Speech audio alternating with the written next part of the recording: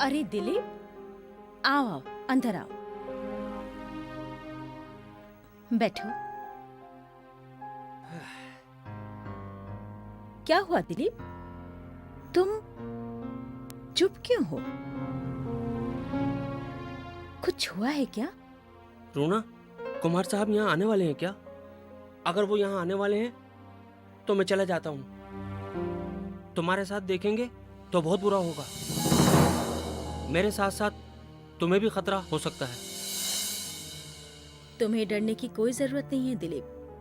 कुछ एक दिनों से वो यहाँ आए नहीं हैं। उन्हें तो सिर्फ एक बात की टेंशन लगी रहती है, कैसे वो मूर्ति उनके हाथ में आए। अगर वो मूर्ति उनके पास नहीं आई तो वो पागल हो जाएंगे। पागल? पागल सिर्फ कुमार साहब ही नहीं होंगे, इधर निपन भी आधा पागल हो चुका है। आज उसने मुझसे बहुत बड़ी बात की है। अगर ये बात कुमार साहब को पता चली ना तो बहुत मुश्किल हो सकती है। निपेन ने बड़ी बात कही है? तुम ये क्या कह रहे हो? क्या कहा है उसने? मूर्ति लाने के बदले दिनेश को 1 लाख रुपया मिलेगा। दिनेश के साथ तुम, निपन और मैं भी रहूंगा उसकी मदद करने के लिए। मूर्ति बेचने के बाद कुमार साहब को करोड़ों रुपए मिलेंगे। इसलिए निपन कहता है कि उस रुपए का आधा हिस्सा उसे भी चाहिए। क्या? उसे हो क्या गया है? ऐसी बात कहने में उसे डर नहीं लगा? हिम्मत कैसे हुई उसकी? ये बात कहने से पहले निपेन को कम से कम 10 बार सोचना चाहिए। अब क्या करोगी? यही बात कहने के लिए उसने मुझे तुम्हारे पास भेजा है। मैंने उससे कहा था कि तू खुद जाके कुमार साहब से क्यों नहीं कह देता। वो शायद डर गया, इसलिए उसने मुझे तुम्हारे पास भेजा है ताकि तुम जाकर वो सारी बात कुमार साहब से कह दो। सचमुच वो पागल हो गया है क्या? मैं कुमार साहब से ये बात नहीं कह सकती। क्या मैं अपनी मौत को खुद दावत दूंगी? एकदम से उसके दिमाग में ये बात आई कहां से? मेरी समझ में तो नहीं आ रहा है। मैं भी नहीं समझा, लेकिन एक बात है, उसकी बातों में मंताक है और उस मंताकी से तुम, निपन या फिर मैं खुद कुमार साहब को समझाऊंगा। तो क्या वो हमारी बात मानेंगे? नहीं मानेंगे दिलीप, वो हमारी बात कभी नहीं मानेंगे और ऐसा करना हमारे लिए खतरे से खाली नहीं होगा। तो अब हमें क्या करना चाहिए जिसमें सबकी भलाई हो, वो सोचो। नहीं तो हम सब में जंग और जुदाई हो जाएगी और एक दूसरे को मारने के लिए कुमार साहब हमें मजबूर करेंगे। नहीं दिलीप, हम ऐसा कभी नहीं करेंगे। उसे मना करना होगा। पहले से हम जिस तरह काम करते आए हैं उसी तरह करेंगे। ज्यादा चाहने से कुछ मिलने वाला नहीं। मैंने उसकी बातों में मंजूरी दिखाई है, पर मैं दिल से मंजूर नहीं हूँ। मैं कुमार साहब के खिलाफ नहीं जा सकता। निपन को भी ये बात समझनी होगी। मैं उसे समझा समझा कर हार गया हूँ। अब तुम्हें ही उसे समझाना होगा। अगर वो मेरी बात ना मानकर कुमार साहब से बराहे रास्त कह दे तो क्या तुम ऐसा होने दोगी? नहीं रूना, तुम उसे रोको, उसे अच्छी तरह से समझाओ। वो तुम्हारी बात जरूर मानेगा। मुझे तुम पर पूरा एतमाद है। ठीक है, मैं उसे समझाऊंगी। माने तो ठीक है, अगर ना माने तो उसकी मर्जी। हमें कसूरवार तो नहीं ठहरा पाएगा। अब मैं चलता हूँ, लेकिन निपन की बातें कुमार साहब को पता नहीं चलनी चाहिए। नहीं दिलीप, मैं नहीं बताऊंगी। मुझ पर तुम यकीन रखो। जितनी जल्दी हो सके मैं निपिन से मिलूंगी। अब तुम जाओ। ठीक है।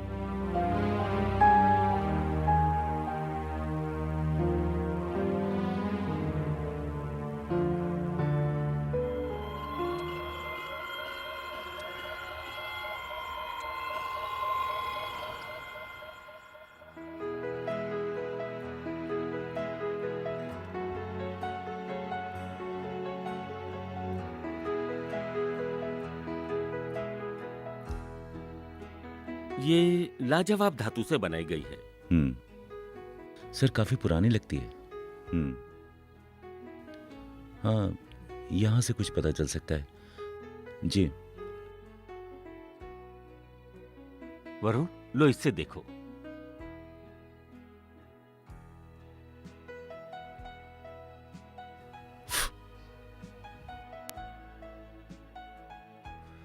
इसकी धात कुछ अलग किस्म की लगती है ना वरुण? जी।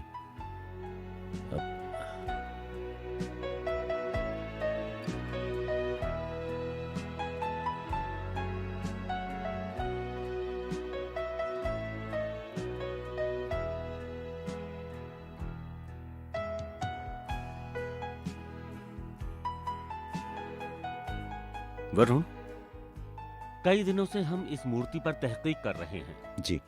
अब तक हमें कुछ जानकारी भी मिल चुकी है। आज हम इसके ऊपरी हिस्से पर तहकीक करेंगे। जी। यहाँ क्या क्या सबूत हैं देख लेते हैं। जी ठीक है सर।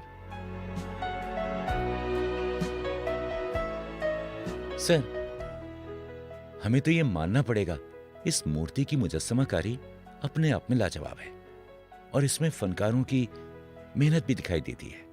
लेकिन ये मूर्ति किस वक्त की है इसका हम पता नहीं लगा पा रहे हैं। इसके लिए हमें कुछ दिन और चाहिए। हाँ वरुण, तुम्हें और कुछ दिन चाहिए। जी। ये लाजवाब धातु से बनाई गई है। अगर तुम नजर डालना चाहो तो सबसे पहले इसके मुंह पर नजर डालनी होगी। आपने तो मेरे दिल की बात ही कह डाली। ये मूर्ति सचमुच लाजवाब है, अपने आप में बहुत ही खूबसूरत है और एक लाजवाब धात का इस्तेमाल किया गया है। और उस वक्त इस तरह की लाजवाब धात का इस्तेमाल करना ही अपने आप में बहुत बड़ी बात है सर। मुझे ऐसा लग रहा है कि तुम अंदाजा लगाकर ये बात कह रहे हो, मगर तुम 100% सही कह रहे हो। उस वक्त फनकार लाजवाब धातु का इस्तेमाल करते थे, इसमें कोई दो बातें नहीं हैं। हाँ सर, मैं आपकी बातों से मुत्तफिक हूँ। सर, आपने एक बात पर गौर किया कि नहीं? जरा मूर्ति की आंखों में गौर तो कीजिए। हाँ वरुण, आंखों में बहुत कीमती पत्थर लगाया हुआ है और इस पत्थर की कीमत भी बहुत ज्यादा होगी। कौन सा पत्थर है तुम जरा बताओ तो। मुझे पहले से ही पता है, अब तुम बताओ। सर, मैं बता नहीं पाऊंगा, लेकिन हाँ एक बात है, ये बहुत कीमती पत्थर है, ये तो मानना ही पड़ेगा। हाँ वरुण, तुम ठीक कह रहे हो, आंखों में पन्ना पत्थर लगा हुआ है। इतनी जल्दी आपको कैसे पता चल गया सर? मैं तो आपको मान गया सर। वक्त के साथ साथ तुम भी एक दिन मेरे जैसे ही बनोगे। सर, मैं और आपके जैसा ये नामुमकिन है। कहाँ आप और कहाँ मैं। कोशिश करो, जरूर कामयाब होगे। अब देखो इन पन्नों को, एक एक का वजन 20-25 कैरेट से कम नहीं होगा, ये मेरा अंदाजा है। तुम क्या कहते हो?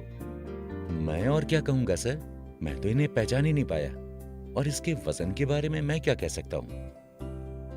आपके कहने के मुताबिक ये 20-25 कैरेट से कम नहीं होगा।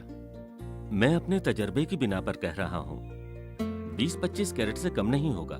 सर, पहले तो आप मूर्ति घर लाकर तहकीक करने के मूड में नहीं थे, लेकिन अब मैं देख रहा हूँ आप तो मुझसे ज्यादा दिलचस्पी ले रहे हैं। तुम्हारा भी तजर्बा कम नहीं हो रहा, तुम्हें भी मेरी तरह खुशी हुई है। साथ ही साथ नए नए तजर्बे भी बढ़ रहे हैं। बस काम करते जाओ और भी बहुत कुछ सीखने को मिलेगा। सर, अगर मुझे आपकी दुआएं यूं ही मिलती रहें तो मैं बहुत आगे बढ़ पाऊंगा।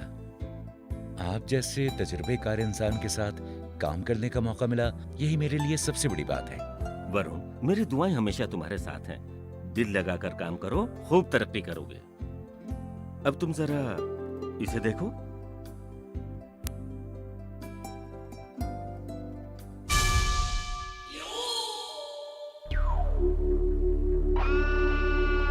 कुमार साहब। और रूना, ये दोनों कहाँ गए? अभी तक नहीं पहुंचे? कुमार साहब, आप निपिन को कुछ मत कीजिए। मैं आपसे दरख्वास्त करती हूँ, उसे आप कुछ मत कीजिए। मैं उसे समझा लूंगी, वो मेरी बात जरूर मानेगा। रूना, मैं किसी को क्या कहूंगा? वो दोनों तो मेरे दोनों हाथ हैं और ये बात तो तुम्ही ने मुझे कही थी। उनके बगैर मैं कुछ भी नहीं कर सकता हूँ।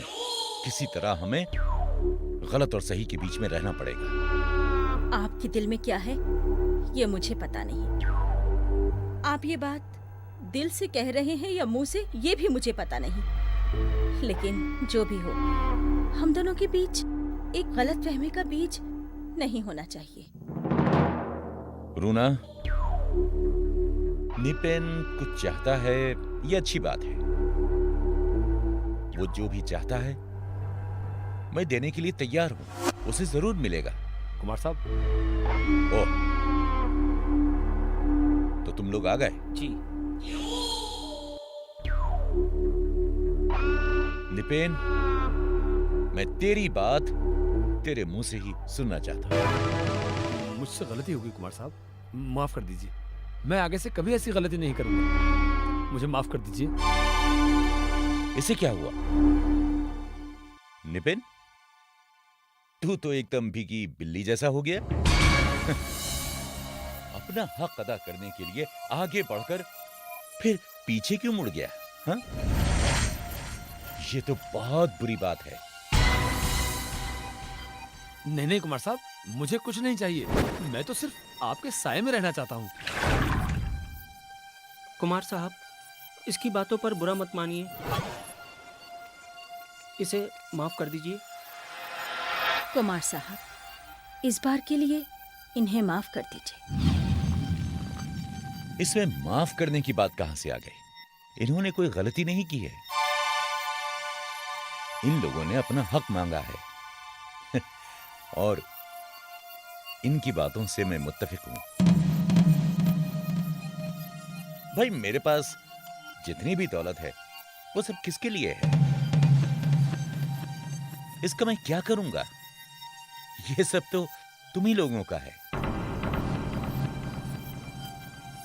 मैं वादा करता हूं सबको अपना अपना हिस्सा जरूर मिलेगा। आप मुझ पर अभी नाराज हैं? तुमसे मैं नाराज नहीं हूं। मैंने कहा ना, सबको अपना अपना हिस्सा जरूर मिलेगा। और ऐसी छोटी छोटी बातों से टेंशन मत लिया करो। तुम लोगों को फिक्र करने की जरूरत नहीं है। अब छोड़ो ये सब बातें। काम की बातें ध्यान से सुनो। कहिए कुमार साहब। अच्छा, तुम लोग एक काम करो। तुम दोनों कल दिनेश को यहां लेकर आना और यहां से दोस्त बनाकर अड्डे पर ले जाना।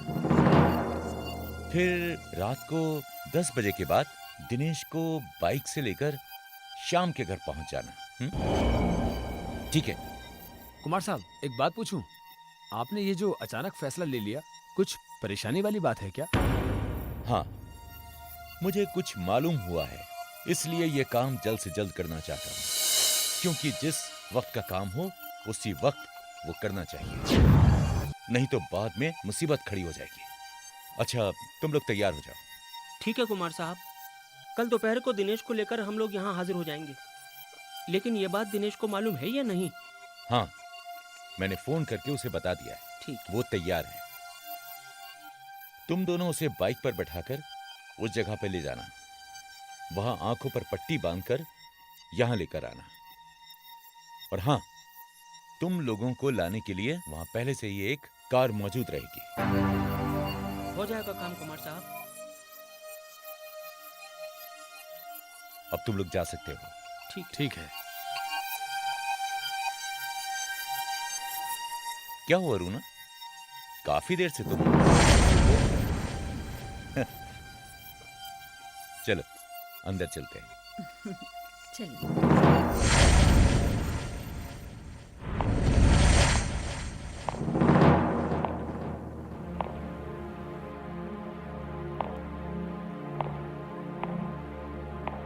देखा दिलीप, कुमार साहब कितने अच्छे आदमी हैं। मेरी बात कितनी आसानी से मान गए और कोई शिकायत भी नहीं की। मेरे साथ साथ तुम्हारा भी भला हो रहा है। हम दोनों अगर अच्छी तरह काम करें तो माला माल हो सकते हैं। माला माल होंगे या भिखारी बनेंगे, ये तो काम होने के बाद पता चल ही जाएगा। तुम कुमार साहब को क्या बेवकूफ समझते हो? इतने सालों से उनके साथ हूँ। उन्हें पहचानना मेरे बाएं हाथ का काम है। तुम हमेशा गलत ही सोचते हो, कभी कभी सही भी सोचा करो। वो इतनी आसानी से मान गए और तुम उन पर शक करते हो। बेकार में ऐसी टेंशन मत ले। तुम्हारी बातें सुनकर मुझे मन ही मन हंसी आती है। इतने सालों से तुम कुमार साहब के साथ हो, लेकिन तुम कुमार साहब को अब तक नहीं पहचान सके। मैं बेकार में फिक्र करता हूँ। पता चल जाएगा तुम्हें। पता चलने को अब क्या बाकी है? हर वक्त लोगों को शक की नजर से देखना तुम्हारी आदत बन गई है। तुम्हें जो कहना है कहो, मैं तुम्हें कुछ नहीं कहूँगा। फिर भी तुम्हें मैं होशियार कर देता हूँ। तुमने कुमार साहब के सामने जो शर्त रखी है, तुमने अच्छा नहीं किया। मूर्ति कुमार साहब को मिलने के बाद देखना उनका असली रंग। कुमार साहब तुम्हें मूर्ति का आधा हिस्सा देंगे? नहीं, कभी नहीं। अगर देंगे तो बंदूक की गोली। तुम गलत समझ रहे हो दिलीप। उस दिन कुमार साहब का दिल बहुत नरम था। उन्होंने हमारे सामने जो कुछ भी कहा उसमें कोई फरेब नहीं था। उनका दिल साफ था। किसी ने क्या तुम्हें सदाकतनामा दिया है कुमार साहब का कि वो अच्छे आदमी हैं? ठीक है भाई, तुम्हारे साथ बहस करके वक्त बर्बाद नहीं करूंगा, क्योंकि हम दोनों को एक साथ मिलकर काम करना है। ये बातें कुमार साहब और मेरे बीच की हैं। तुम्हें बीच में आने की कोई जरूरत नहीं। ठीक है। एक कहावत है ना, उल्लू के साथ बेर भी जल जाना। तुम्हारी वजह से अगर मुझे कुछ नुकसान हुआ तो फिर तुम्हें मेरे लिए बात करनी होगी। वादा रहा, मैं तुम्हारे लिए बात करूंगा। अच्छी बात है। कल दिनेश को हम कुमार साहब के पास ले जाएंगे और वहीं पर मंसूबा बना लेंगे। हम एक काम करेंगे, दिनेश को वहां से तुम उठा लाना। मैं उसी जगह बाइक लेकर इंतजार करूंगा और वहीं पर दिनेश की आंखों पर पट्टी बांधकर कुमार साहब के यहाँ ले जाएंगे। ठीक है, लेकिन कल ही ये काम करेंगे? अचानक ये फैसला क्यों ले लिया?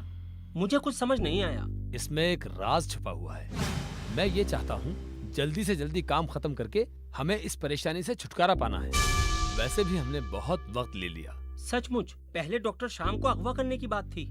ये मंसूबा रूना और मैंने खुद बनाया था। बाद में कुमार साहब ने आकर इसे भी खारिज कर दिया। अब सीधे मूर्ति चुराने का मंसूबा बनाया गया है और वो भी करेगा दिनेश। अच्छा ही है, हम इस काम में पूरी तरह से जुड़े नहीं हैं। अब हमें ज्यादा परेशानी उठाने की जरूरत नहीं है। निपन, दिनेश अगर ये काम करने में नाकामयाब हो गया तो कुमार साहब का क्या होगा? पागल हो जाएंगे वो। साथ ही साथ मैं भी पागल हो जाऊंगा, क्योंकि फायदे का आधा हिस्सा मेरे हाथ से भी निकल जाएगा। तुम अब भी अपने हिस्से के बारे में सोच रहे हो। दिन में आसमान की तरफ देखकर ख्वाब देखना छोड़ दो। लेकिन अब दिन नहीं है भाई, रात है और सपने रात को ही देखते हैं। तुम्हारे लिए तो दिन रात सब बराबर है। हाँ।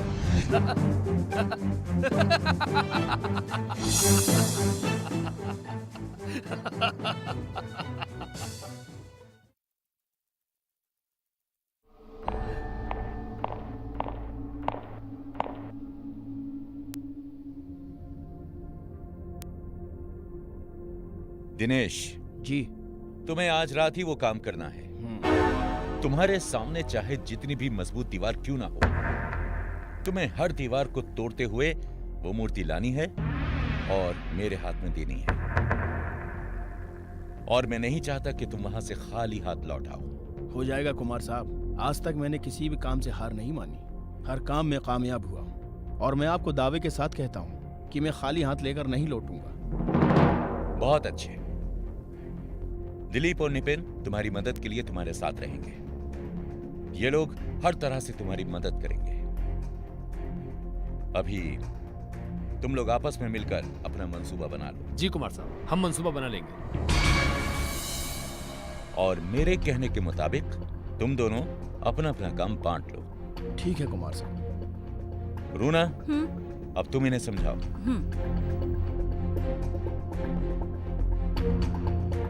ये देखो, ये है डॉक्टर श्याम के घर का नक्शा। तुम यहीं पे मेन रोड से आकर गली नंबर 3 में घुसना और ठीक सामने डॉक्टर श्याम का घर है, मकान नंबर 16। कोई सवाल? नहीं कुमार साहब। रूना? दिनेश, ये रहे 40,000 रुपए पेश किए और बाकी के 60,000 रुपए तुम्हें काम करने के बाद मिलेंगे। जी कुमार साहब। और एक बात सुनो, डॉक्टर श्याम के घर के चारों तरफ पुलिस का पहरा है। और पुलिस की आंखों में धूल झोंककर अंदर कैसे घुसना है ये तुम्हारा काम है। मैंने ये बात तुम्हें इसलिए बता दी ताकि पुलिस की बात तुम्हें याद रहे। मुझे मालूम है कुमार साहब, कैसे पुलिस की आंखों में धूल झोंक कर अंदर घुसना है। मैं अच्छी तरह से जानता हूँ। एक बात सुनो, जब तक मैं सिग्नल ना दूं, तुम लोग दिनेश को लेकर यहाँ मत आना। यहाँ के हालात देखकर मैं तुम लोगों को फोन करूंगा, तब तुम लोग दिनेश को लेकर यहाँ आ जाना। जी कुमार साहब, आपके इशारे का इंतजार करूंगा। आप परेशान मत होइए। ठीक है, अब तुम लोग दिनेश को लेकर यहाँ से चले जाओ। रात ठीक 10 बजे अड्डे से निकल जाना। जैसे भी हो, आज रात को ये काम हो जाना चाहिए। रूना, चल।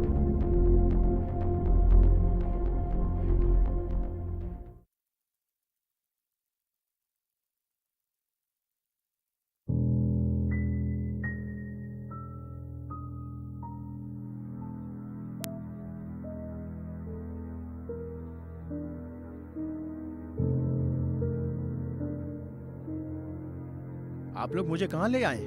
दिनेश, डरो मत, तुम्हें कुछ नहीं होगा। वक्त आने पर तुम्हें यहाँ से ले जाएंगे। तुम सिर्फ वक्त का इंतजार करो। बुरा ना मानूं तो एक बात पूछूं?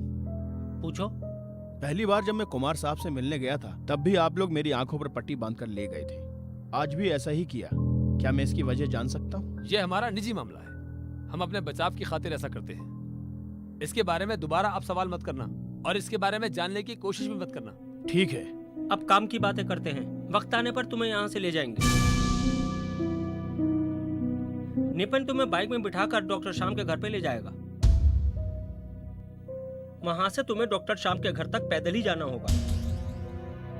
घर के अंदर तुम कैसे घुसोगे वो तुम ही जानो। मूर्ति चुराते वक्त अगर तुम्हें किसी मुसीबत का सामना करना पड़ेगा तो वो तुम्हें अकेले उठाना पड़ेगा। और एक बात, मूर्ति चुरा के तुम्हें घर के पिछले वाले दरवाजे से बाहर आना है, जहां निपन तुम्हारा इंतजार करेगा। मेरे हाथ में मूर्ति आने के बाद मुझे शायद यहीं आना होगा और कुमार साहब के इशारे के बाद उनके पास जाना होगा, है ना? हाँ, कुमार साहब का इशारा मिलने के बाद ही हम उनके पास जाएंगे और वहीं तुम्हें बाकी के रुपए मिल जाएंगे और उसके बाद तुम आजाद हो जाओगे। और एक बात, काम करते वक्त तुम्हें पल पल का हिसाब रखना है। तुम्हारे पास सिर्फ 15 मिनट का वक्त है। 15 मिनट में ही तुम्हें काम पूरा करना होगा। डॉक्टर श्याम के घर में घुसने और वापस आने के लिए तुम्हारे पास 8 मिनट का वक्त रहेगा और मूर्ति ढूंढकर हासिल करने के लिए 7 मिनट। इससे ज्यादा अगर तुमने वक्त लिया तो वो तुम्हारे लिए खतरनाक हो सकता है। तुम्हें कुछ पूछना है? नहीं। ठीक है, अभी भी हमारे पास आधा घंटा बाकी है। आधे घंटे के बाद तुम्हें तुम्हारा मकसद शुरू करना होगा। अब तुम थोड़ा आराम कर लो। ठीक है। तुम यहीं पर आराम करो, वक्त पर हम तुम्हें ले जाएंगे।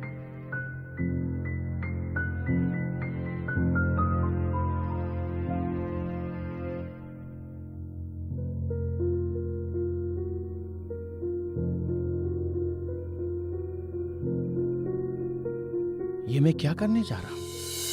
क्या मैं सचमुच मूर्ति चुरा पाऊंगा? नहीं नहीं, पैसे के लिए मुझे ये काम करना ही होगा। मुझे रुपए चाहिए।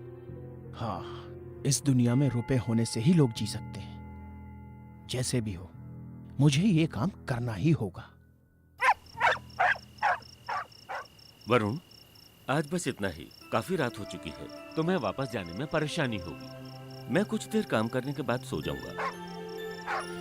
जल्दी सो जाइएगा सर, ज्यादा देर मत कीजिएगा वरना आप कमजोर हो जाएंगे। और अगर ये बात सुनंदा को पता चली तो वो बातें सुनाएगी और आप मुंह फुलाकर बैठ जाएंगे। नहीं, मैं ज्यादा देर नहीं करूंगा। मेरे ख्याल से 4-5 दिन काम करने पर हम किसी फैसले पर पहुंच जाएंगे। साथ में हम ये सारी खबर हुकूमत को दे सकते हैं। हाँ सर, ज्यादा दिन नहीं लगेंगे।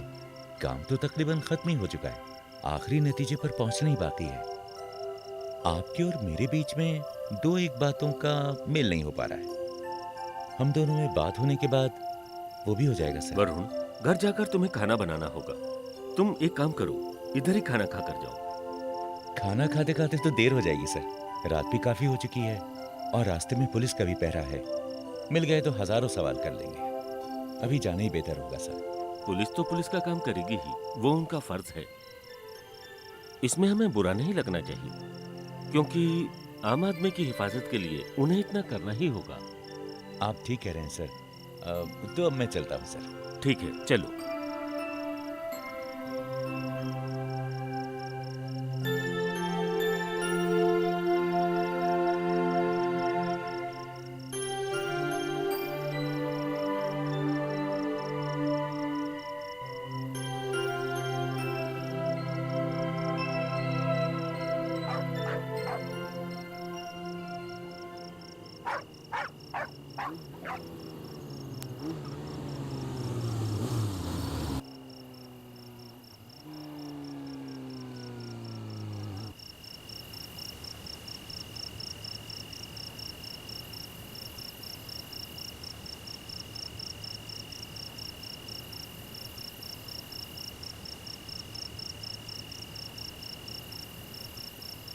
ओ माय गॉड, इतनी रात हो गई है, मुझे तो पता ही नहीं चला।